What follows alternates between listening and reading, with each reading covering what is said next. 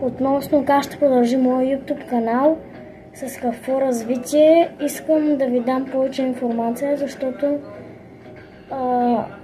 първо замислих едно нещо да правя, след това си промених решението, защото това нещо не съм готов по-скоро за това нещо, което исках, но измислих и друга идея. Значи, едната идея, първата, която не се получи, беше да снимам Roblox, Brawl Stars и FIFA с телефона ми, обаче както по принцип мислих, това трябва да стане на две устройства и няма как да може, така че следващия вариант все пак тренирам в футболен отбор, на футболен клуб ФК Виктори и попитах треньора,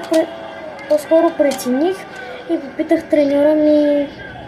нали, може да заснемам как тренирам и мачовете ми. Той се съгласи, така че утре може да очаквате от 20 часа, от 20:30 ще кача клипчето, ще кача първото ми клипче за тренировките ми и от тук нататък мисля, че това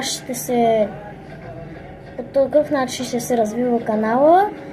и по-нататък мога да помисля и да намеря някакъв начин да снимам видеоклипове, защото просто сега просто не съм готов и ще снимам клипчета как правя тренировки, така че в 20:30 очаквайте и това е. Чао, ако искате някой въпрос да ме попитате, можете долу в коментарите